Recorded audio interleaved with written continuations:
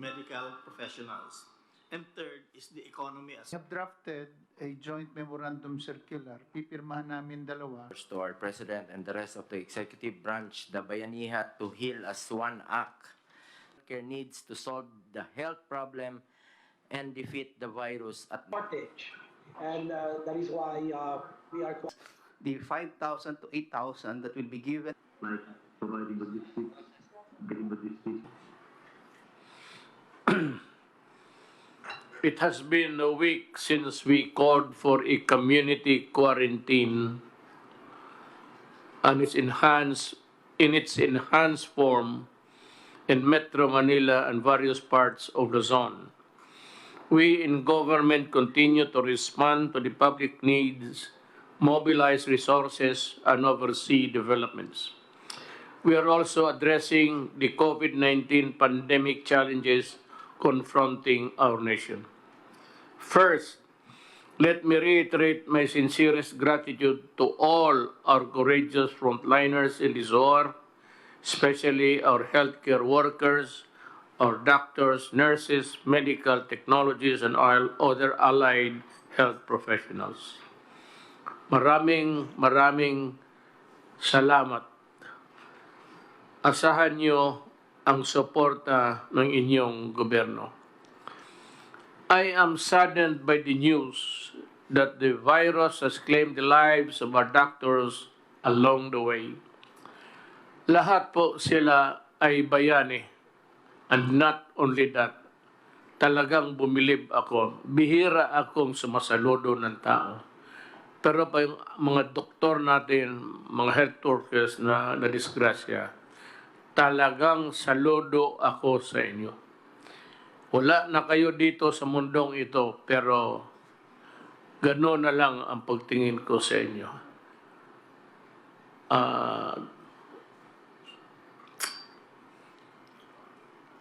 To the able officials and staff of the Interagency Task Force on Emerging Infectious Diseases, thank you for staying on top of the situation. To the brave men and women of the armed forces of the Philippines and the Philippine National Police, thank you as well for ensuring peace and order in these trying times. I also thank the rest of the frontliners to ensure that the basic services are provided to our people, from those manning various government agencies, groceries, banks, food, establishments, and delivery services, among others. Maraming salamat po.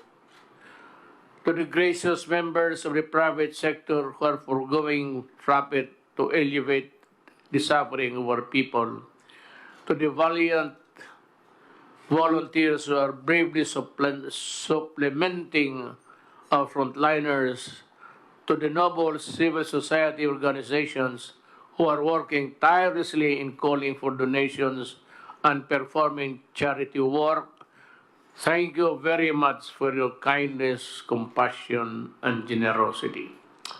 I especially thank Congress for granting the Executive Department with special powers through the Bayanihan to Head as One Act, to the Bayanihan to Heal as One Act, to effectively respond to the challenges caused by the COVID-19 global pandemic.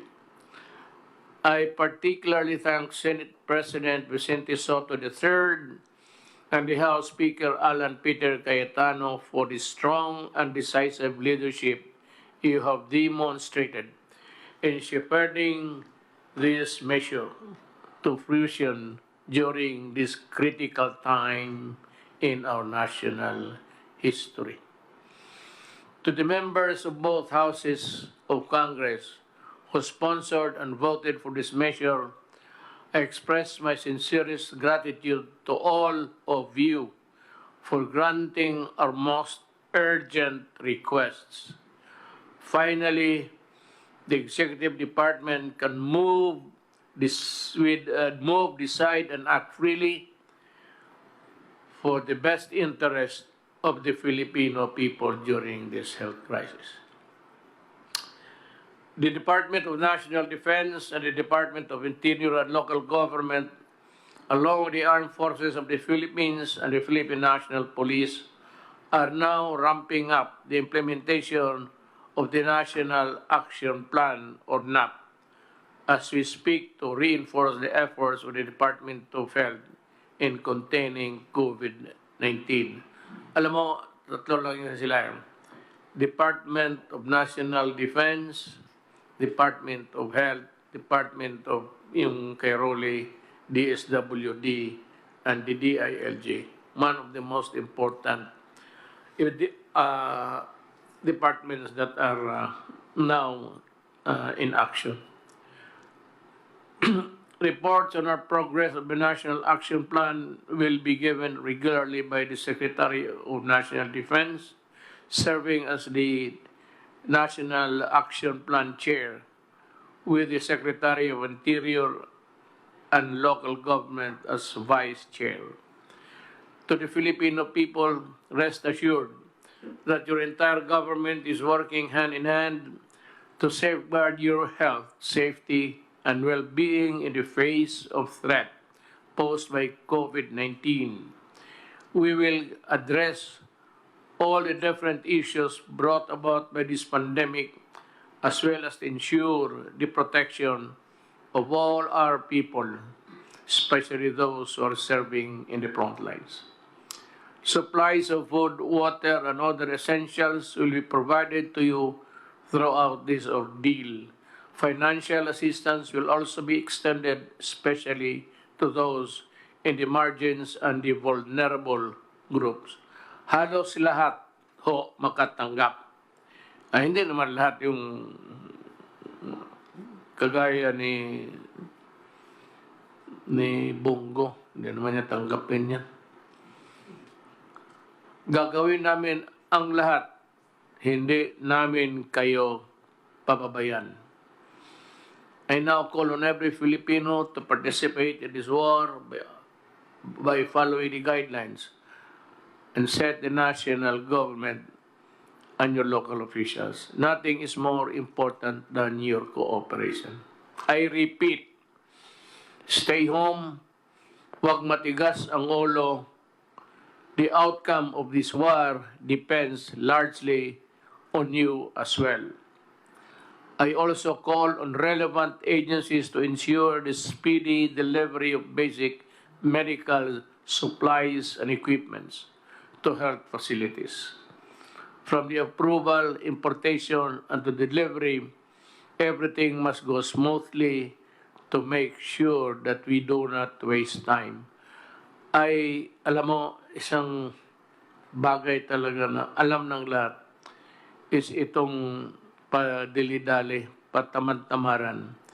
Kailangan pagpasok ng papel, process mo kaagad, ilinya mo yung, you line up the tables where the papers should go, one after the other, para madali. Cut red tapes. I do not want red tapes. I do not want so many questions. Pagka sinertify ng isang government employee, I said, do not commit the mistake and we will all be happy and comfortable. Huwag ninyong, kung gusto ninyo magloko, huwag ninyo itong panahon na ito. To my fellow public servants, let us set aside our differences and work in solidarity to overcome this pandemic. We only have one common enemy, and that is COVID-19. Our transparency, integrity, accountability, and responsiveness are needed, and I expect all of you to exercise all these in safeguarding our fellow Filipinos. As President, I assure the public that the government will be on top of this situation at all times. We will not leave anyone behind. Sabay-sabay natin labanan ang COVID-19 para sa kabutihan ng lahat. I ask the entire country for your patience, understanding, and utmost cooperation. With your support, I am confident that we will emerge triumphant. Nothing is more formidable and resilient than the Filipino spirit. Matindi ang kalaban, but we will not surrender. Hindi tayo susuko, tayo ay lalaban. Yes, things will not be easy. And we Filipinos are tough. Mas malakas ang Pilipino sa anumang hamon. Now we all must do what we can and must para sa ating bayan. I look forward to the day that we, the Filipinos, can finally claim victory over this war and emerge as stronger and more united Filipinos and Philippines. Maraming salamat po. Osbo nako, ayaw mo kahadlok. Tagalogin ko, huwag kayong matakot. Nandito yung gobyerno ninyo para kayo pagsilbihan at totoong pagsilbihan. Salamat.